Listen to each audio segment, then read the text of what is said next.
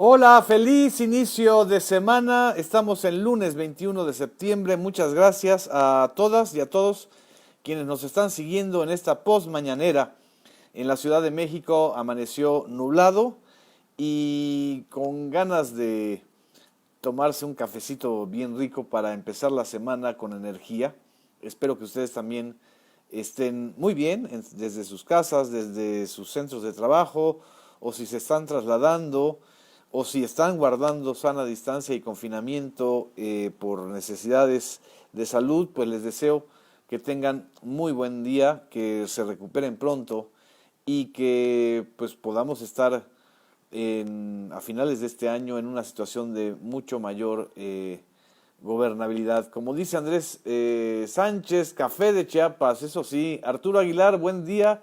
Salatiel Cruz, gracias. Un abrazo. Nos están mandando saludos también desde otras partes del país. Está también sumándose Víctor Pérez, que manda saludos a Tacha y a Tomasa.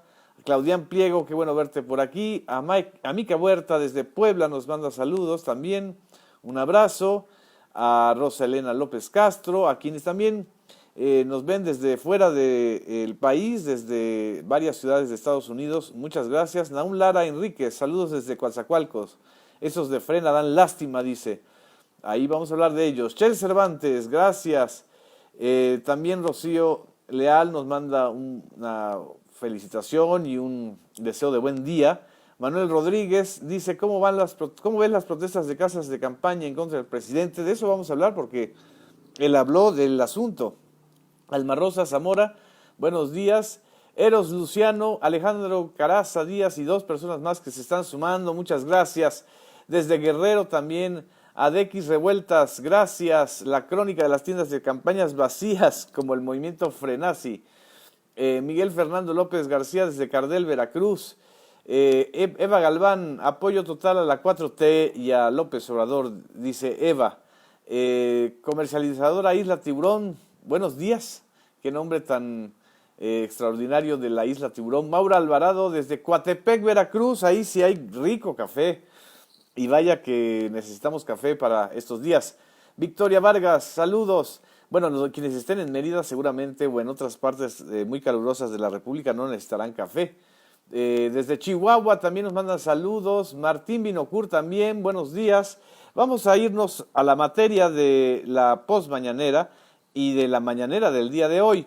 En los lunes, ya saben ustedes, hay un recuento de quiénes tienen los precios, de los avances de las obras, de las distintas obras de infraestructura importantes de este gobierno, como es el aeropuerto de Santa Lucía, el aeropuerto Felipe Ángeles, la construcción de la refinería de Dos Bocas, los temas del Tren Maya también y ahora también del tren transísmico, y pues se dieron avances de estas obras y se entró en materia porque el día de ayer, bueno, todo el fin de semana, este grupo llamado Frente Nacional Anti López Obrador, dirigidos por un señor de Nuevo León, Gilberto Lozano, si no me equivoco es su nombre, están haciendo una réplica, digamos, de las formas de protestar, no de Andrés Manuel López Obrador, del pueblo que lo acompañó y de los ciudadanos que lo acompañamos,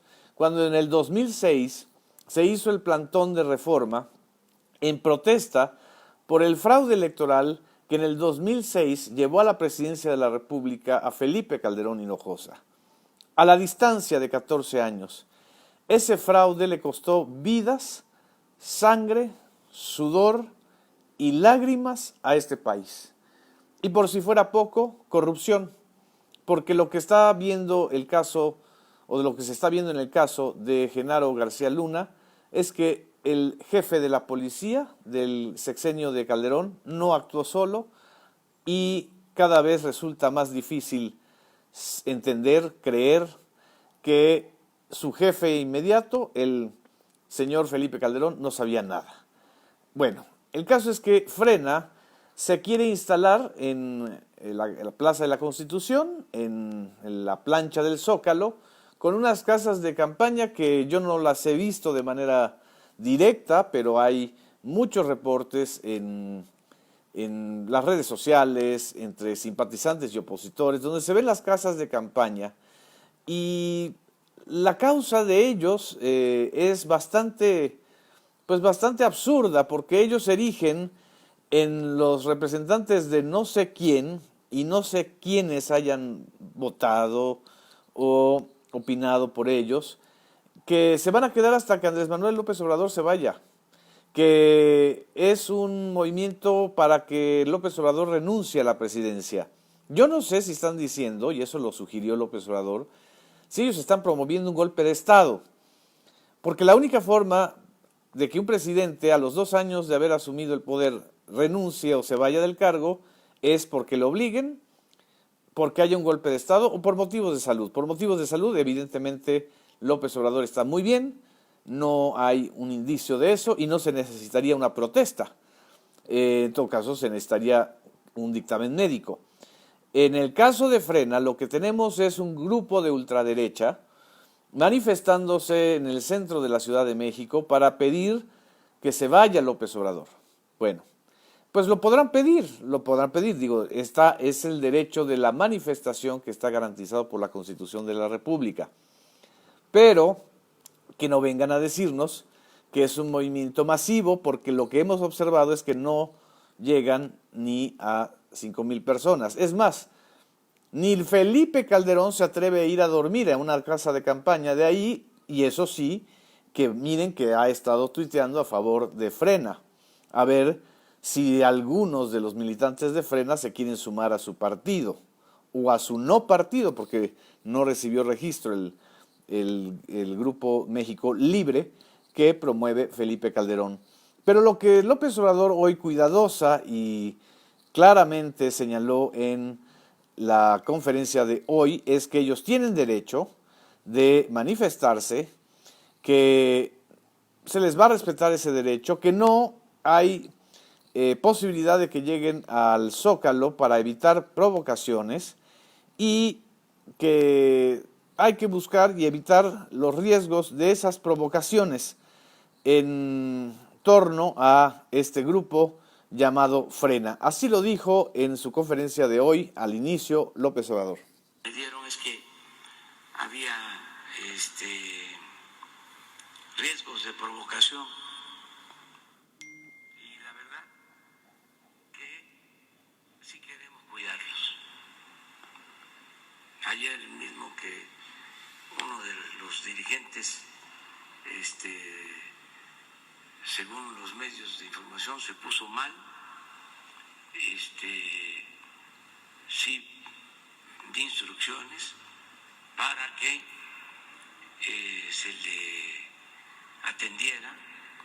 Me dieron es que el Frena tiene pues su derecho de manifestarse, y también hay que proteger la integridad y la salud física de quienes se manifiesten. Pero bueno, si quieren estar ahí el tiempo que quieran estar, por lo menos deben tener la sensatez de estar en las casas de campaña y no dejárselas a otras personas, porque si no es una no manifestación, sino más bien una especie de simulación. Esperamos que eso no suceda y esto sea lo que, pues a final de cuentas, lo que inicie una serie de eventos de protesta de grupos de la derecha. Son ellos de la derecha política mexicana, eso no, ni siquiera ellos lo niegan.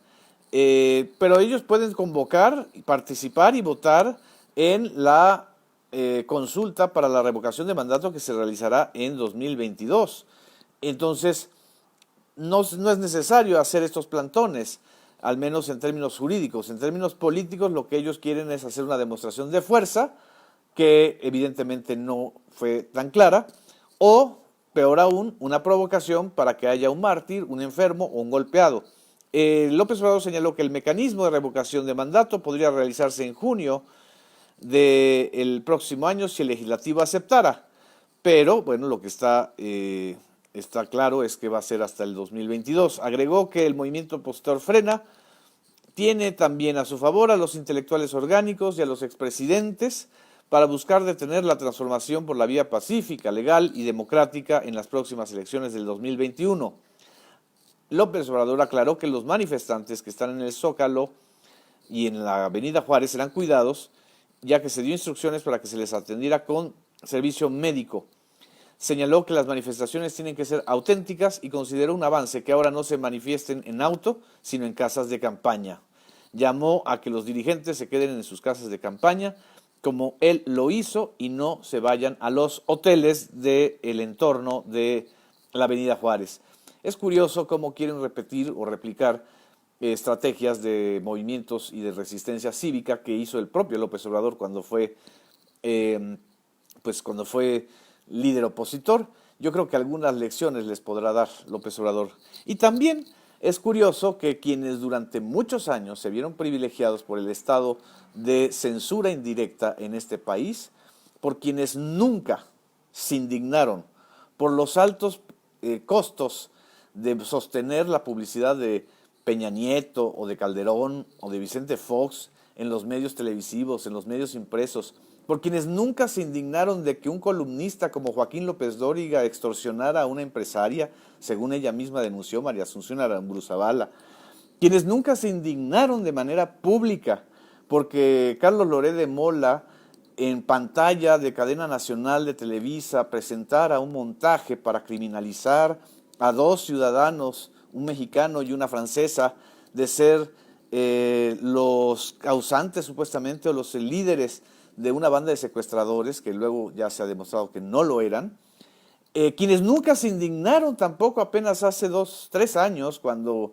durante casi 8 o 10 horas continuas las televisoras, y en especial una de ellas, estuvo engañando a la audiencia con la posibilidad de que existiera una niña debajo de los escombros de la escuela Repsamen, quienes nunca se indignaron de que se haya cancelado el contrato de Carmen Aristegui, primero en MBS durante Calderón y luego en MBS durante el sexenio de Enrique Peña Nieto por el caso de la Casa Blanca, quienes nunca salieron a manifestarse ni a protestar por la cerrazón y las amenazas del gobierno de Felipe Calderón en contra de José Gutiérrez Vivó, ahora firman un desplegado en favor de la libertad de expresión. Y ese desplegado a favor de la libertad de expresión tiene a personas y a personalidades muy respetables. Hay académicos, hay intelectuales, hay exfuncionarios, hay cartonistas, hay de todo. Pero bueno, es evidente, y eso cualquiera de los que afirmó ese desplegado lo sabe, que fue impulsado por Héctor Aguilar Camín, el director de la revista Nexos, que ahora es, según él, una víctima del gobierno de Andrés Manuel López Obrador y de la Cuarta Transformación, porque la Secretaría de la Función Pública lo inhabilitó frente a unas irregularidades de un contrato, unas irregularidades de uno de los muchos contratos que él ha tenido con el gobierno federal.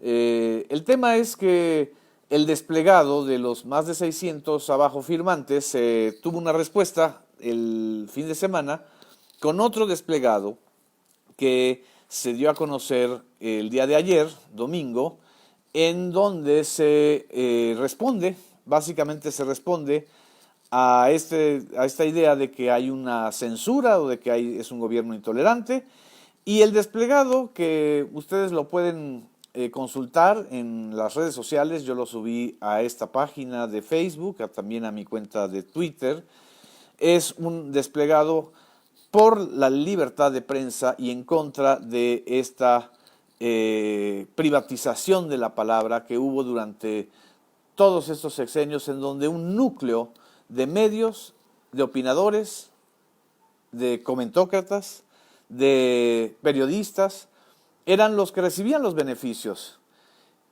Yo les puedo dar algunas lecciones de cómo resistir a la censura o a la persecución, porque los que estuvimos en el otro lado de la cancha criticando, cuestionando a Felipe Calderón, la guerra contra el narco, a los negocios de Televisa con los políticos, sabemos perfectamente cómo operaba el mecanismo de la censura. No nos vamos a hacer tontos, ni tampoco nos van a venir a decir, a ver, el señor Héctor Aguilar Camín en un debate conmigo, en un programa de Carmen Aristegui, pues prácticamente me insultó porque él negó una y otra vez tajantemente que él tuviera que ver con los negocios de Televisa y la venta de menciones a favor de Enrique Peña Nieto.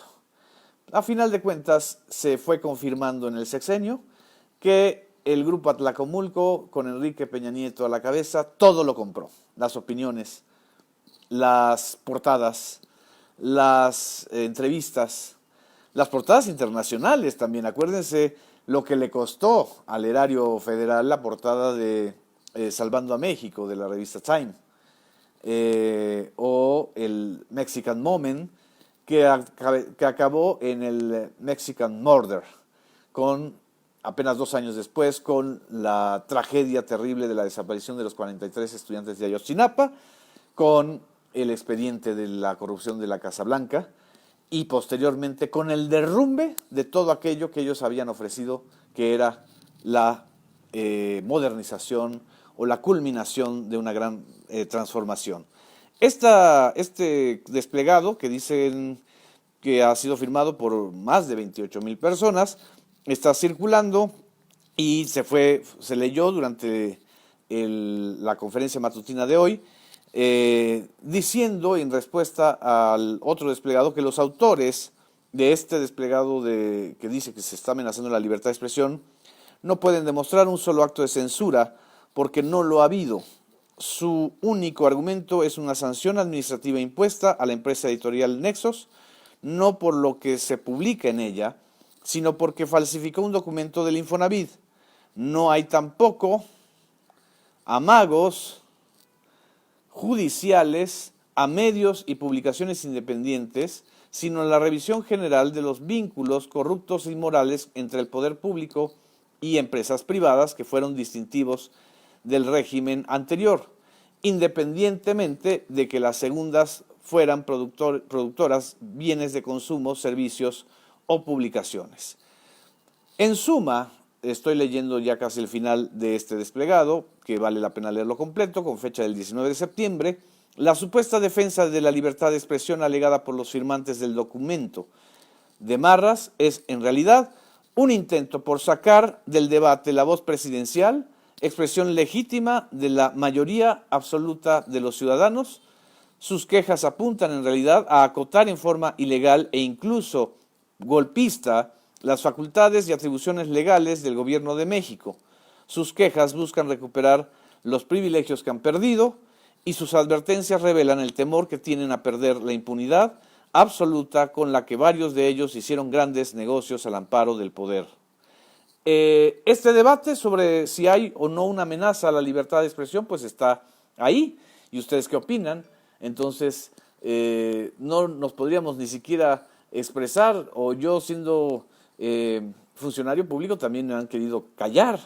A ver, creo que hay un espíritu más de Torquemada del otro lado del río que del lado del río de quienes estamos como servidores públicos.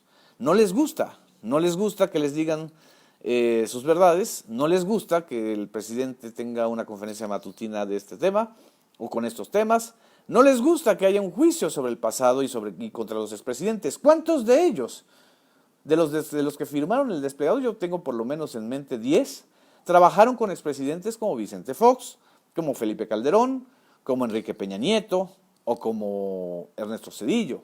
Entonces, también que asuman que fueron ellos y tienen un claro conflicto de interés porque fueron exfuncionarios y porque ahorita en la consulta ciudadana que se realizó y cuyas firmas se presentaron, pues lo que se está pidiendo en una gran mayoría es la posibilidad de enjuiciar a los expresidentes. Este tema también se abordó en la conferencia matutina del día de hoy y el presidente López Obrador señaló que son 21 días los que tiene, 21 si no me equivoco, o 15, déjeme nada más confirmar, los que tiene la Suprema Corte de Justicia para determinar si es legal o no la posibilidad de la consulta a los ciudadanos para enjuiciar a los presidentes. 20 días. Dice, la Suprema Corte tiene un periodo de 20 días donde debe resolverse si puede hacerse una consulta para enjuiciar a los expresidentes conforme a derecho, conforme a los derechos que ellos tienen. Vamos a escuchar cómo lo mencionó.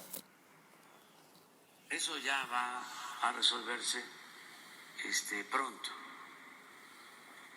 Yo no veo que haya ningún obstáculo, ningún impedimento. Se cumple con lo que establece la Constitución. De todas maneras, la Suprema Corte, como parte fundamental del Poder Judicial, es un poder autónomo, independiente. Ellos van a resolver. Esto fue lo que mencionó sobre la posibilidad de que en 20 días la Suprema Corte defina si es constitucional o no la posibilidad de la consulta ciudadana. Para muchos se les hace una pérdida de tiempo, pero en fin, lo que está haciendo esta sociedad política en la que estamos participando, cuando hablo de sociedad política no solamente hablo del gobierno, hablo de ustedes que están participando en esta posmañanera, de quienes están interesados en expresar un punto de vista y en cambiar el país. Lo que estamos haciendo es movilización de opinión pública, y la movilización de la opinión pública no es propiedad de nadie, no es propiedad de un grupo, no es propiedad de una revista, no es propiedad de unos mercaderes, no es propiedad tampoco de algunos gestores. Es una movilización y hay que entender que en estas movilizaciones de la opinión pública hay quienes están perdiendo el debate por haber estado implicados, favorecidos o asociados con los anteriores gobiernos. Entonces, que lo asuman. No creo que no es ningún delito. Lo que sí es delito es la corrupción. Y hablando de corrupción, López Obrador hoy pues dio una perla nueva, una perla informativa nueva de un rancho que en la época del sexenio de Felipe Calderón se compró en $100 millones, dijo López Obrador. Yo tengo la información de que fueron $120 millones, según un tuit que lanzó Manuel Cloutier, hijo, sinaloense. Este rancho, llamado Las Cabras, perteneció a Toledo Corro y fue adquirido en 2008 por Fonatur con gestiones del entonces y futuro secretario de Gobernación, Fernando Gómez Mon, un abogado pues de esos que son millonarios. Se le compró en 100 millones, 100 millones de dólares. Estamos hablando de toda una fortuna, más de 2.400 millones de pesos actualmente, que evidentemente no los vale y que fue evidentemente una transota PRIAN, es decir, entre Acción Nacional y los herederos o los que estén ahí vinculados a Toledo Corro, que fue un gobernador priista de Sinaloa, de muy mala reputación, porque si no recuerda el señor Felipe Calderón, nosotros se lo podemos recordar. Con el señor Toledo Corro empezó la narcopolítica en Sinaloa, el ascenso del cártel al que él más benefició durante su sexenio, el cártel de Sinaloa. Entonces, ahí hay toda una serie de elementos y de pistas por las cuales se pueden transitar. También, una y otra vez, mencionó el tema del agua en Chihuahua, condenó que fuera por intereses politiqueros que se pretenda afectar no solamente a los agricultores, sino el Tratado de Aguas entre México y Estados Unidos, generando un conflicto internacional.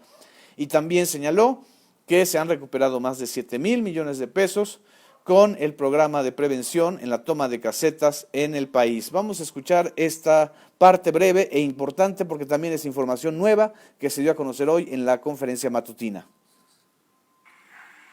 En todo el tiempo que se lleva con el plan es lo que se ha podido recuperar. Desde el 28 de junio de 2000, sí, vamos a que nos informen. 7,000 millones de pesos se han recuperado con la prevención de la toma de casetas. Aquí estoy viendo sus comentarios. Hoy tuvimos bastante audiencia en esta posmañanera. Les agradezco mucho por estar aquí presentes, por compartir también esta síntesis del inicio de la semana. Les mando un abrazo, nos estamos viendo y sean felices esta semana y todas las demás. Gracias.